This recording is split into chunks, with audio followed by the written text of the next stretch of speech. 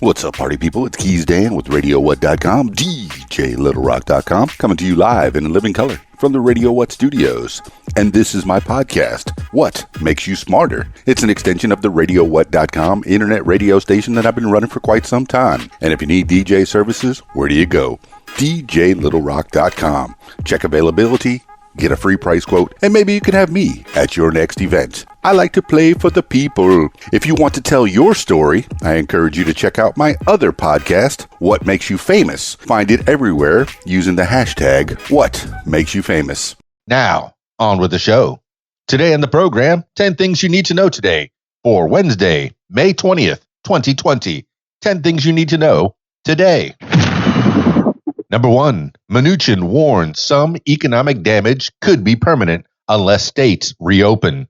Treasury Secretary Steven Mnuchin told the Senate Banking Committee on Tuesday that the U.S. economy might suffer, quote, permanent damage, end quote, from the coronavirus crisis if states wait too long to let businesses reopen. He said if people remain unemployed for extended periods, their careers might never recover. In a joint appearance, Federal Reserve Chair Jerome Powell warned that the economy could face long-term damage unless authorities use further aggressive policies to boost the economy through the crisis. Powell suggested that the Fed might have to expand its purchases of municipal bonds so that state and local governments don't slow the recovery by laying off workers. Powell said the economy won't recover completely until the public health emergency ends. This is according to the Washington Post and the New York Times.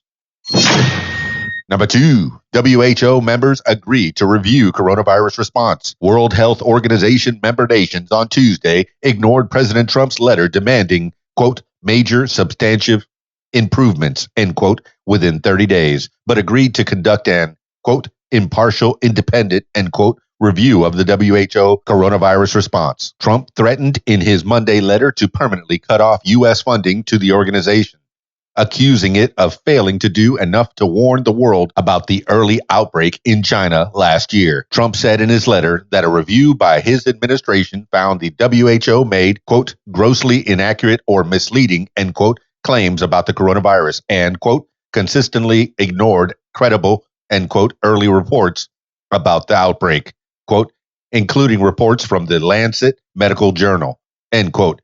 In December, The Lancet released a statement saying Trump's claim was, quote, factually incorrect, end quote, noting its first articles on the coronavirus were published January 24th. This is according to the New York Times and The Lancet. Number 3, 2 dams fail in Michigan, forcing 10,000 evacuations. Michigan Governor Gretchen Whitmer declared a state of emergency in Midland County after 2 dams breached following heavy rains. Whitmer warned that downtown Midland, a city of 40,000 and the home of Dow Chemical, could be under 9 feet of water by Wednesday afternoon. Quote, if you have a family member or loved one who lives in another part of the state, go there now, end quote, Whitmer said. Quote, if you don't, go to one of the shelters that have opened across the county, end quote. About 10,000 people were evacuated from areas that could face flooding despite Whitmer's stay-at-home order imposed to curb the spread of the coronavirus. Quote, this is truly a historic event that's playing out in the midst of another historic event, end quote, Whitmer said. This is according to the Detroit Free Press and CNN. Number 4, all 50 states now starting to reopen economies. All 50 states have started reopening their economies and easing coronavirus lockdowns as of Wednesday. Governors and public health officials caution that areas where restrictions are being lifted are at risk of a new wave of infections. However, because the number of cases and deaths in the U.S. continue to rise. As of late Tuesday, there were more than 1.5 million confirmed coronavirus cases in the U.S. and more than 91,000 deaths, according to Johns Hopkins University. Public health officials in some states have faced allegations of bungling or even fudging coronavirus statistics to make the situation look better than it is. The data scientist who developed Florida's coronavirus dashboard, for example, said this week that she was fired for refusing to tweak data to, quote, drum up support for the plan to open, end quote. This is according to the Washington Post and the Associated Press. Number 5, Senate panel advances Ratcliffe nomination as intelligence chief. The Senate Intelligence Committee on Tuesday advanced President Trump's nomination of Representative John Ratcliffe, Republican Texas, to be the next Director of National Intelligence. The vote was 8-7 along party lines. Ratcliffe faced bipartisan criticism over his propensity towards right-wing conspiracies last year, and Trump eventually withdrew his nomination. Ratcliffe was more dismissive of so-called, quote, deep state, end quote, conspiracies during his nomination hearing this time around, and all 8 Republicans on the committee voted in his favor. Senate Majority Leader Mitch McConnell, Republican Kentucky, said he'd bring Ratcliffe's nomination for a full Senate vote as soon as possible. This is according to Bloomberg. Number 6. Court says New York can't cancel Democratic primary. The U.S. Second Circuit Court of Appeals on Tuesday ruled that New York's Board of Elections can't call off the presidential primary scheduled for June 23rd. The ruling will put former Vice President Joe Biden, Senator Bernie Sanders, Independent Vermont, and several other Democrats back on the ballot, even though all but Biden have suspended their campaigns. The board decided in late April to cancel the Democratic primary because it determined Biden was the only candidate left. Sanders protested the decision, and former presidential candidate Andrew Yang led a lawsuit to get the primary reinstated. Sanders suspended his campaign and endorsed Biden, but encouraged supporters to keep voting for him so his progressive ideas could gain influence in the Democratic Party. This is according to BuzzFeed News and Politico. Number 7. Trump administration extends closure of Canada-Mexico borders. The Trump administration on Tuesday extended the closure of U.S.-Canada and U.S.-Mexico land borders until June 22nd. Quote, the president has made it clear that we must continue to keep legitimate commercial trade flowing while limiting those seeking to enter our country for non-essential purposes, end quote. Chad Wolf, the acting Secretary of Homeland Security, said in a statement announcing the decision. Quote, non-essential travel will not be permitted until this administration is convinced that doing so is safe and secure, end quote. He said Canada and Mexico agreed to the extension, which doesn't affect air, rail, or sea travel. Canadian Prime Minister Justin Trudeau confirmed that the decision was part of a mutual agreement, saying the 30-day extension was, quote, the right thing, end quote, to fight the spread of the coronavirus. This is according to USA Today. Number 8, shutdowns lead to record drop in carbon dioxide emissions. Daily global carbon dioxide emissions were down by 17% at the height of coronavirus stay-at-home orders in early April compared to last year's daily average, returning to levels last seen in 2006 as shutdowns reduced pollution. According to a study published Tuesday, scientists estimate an annual decrease of 4 to 7%. 43% of the decrease stemmed from reduced surface transportation, including cars, trucks, and buses. All sectors examined had a decrease in emissions, except the residential sector, which saw a growth of 2.8%, likely from people staying home. Quote, globally, we haven't seen a drop this big ever, end quote, said Corinne Lequier, a climate change professor at Britain's University of East Anglia, and the study's lead author. This is according to NBC News. Number 9, Johnson & Johnson to stop selling talc powder in U.S.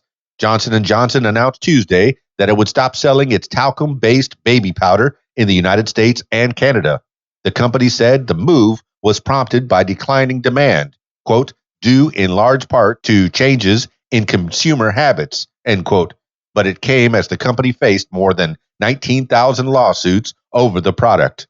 Johnson & Johnson said, quote, misinformation around the safety of the product and a constant barrage of litigation advertising, end quote, also factored into the decision. Plaintiffs in the lawsuit claimed that after years of use, Johnson & Johnson's talcum-based baby powder caused ovarian cancer and mesothelioma due to contamination with asbestos, a known carcinogen.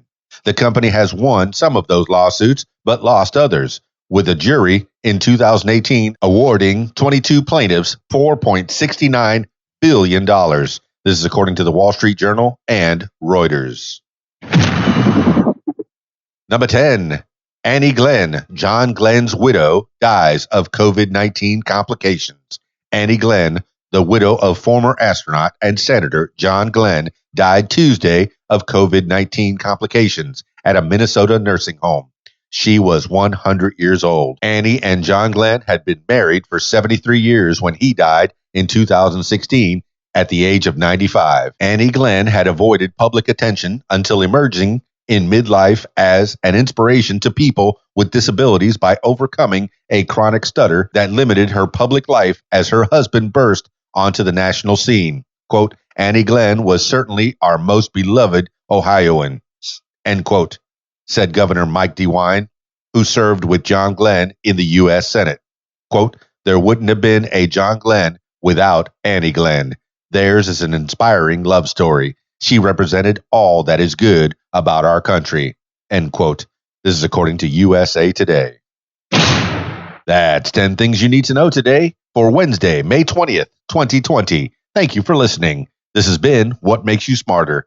If you'd like to tell your story or listen to the stories of others, I encourage you to check out my other podcast, What Makes You Famous. Find it everywhere using the hashtag What Makes You Famous. That's it for me. It's Keys Dan, RadioWhat.com, DJLittleRock.com. Peace. I'm out of here. If you like what you hear, I encourage you to follow What Makes You Smarter on social media. Find it on Facebook at What Makes You Smarter, Instagram at What Makes You Smarter, Twitter at SmarterWhat, and YouTube, username Keys Dan. Leave What Makes You Smarter podcast a review and subscribe. Listen to What Makes You Smarter podcast on Spotify, iTunes, YouTube, Stitcher, Google Podcasts, and Podcast Addict. My personal favorite, learn with me on my podcast, What Makes You Smarter. And if you'd like to tell your story, I encourage you to check out my other podcast, What Makes You Famous. Find it everywhere using the hashtag What Makes You Famous. Call 501-470-6386 and leave a message to set up a time for What Makes You Famous. Support What Makes You Smarter podcast using the PayPal, paypal.me/KeysDan. Email info@radiowhat.com. What Makes You Smarter is a production of Keys Dan Enterprises Incorporated at keysdan.com. Thank you for listening.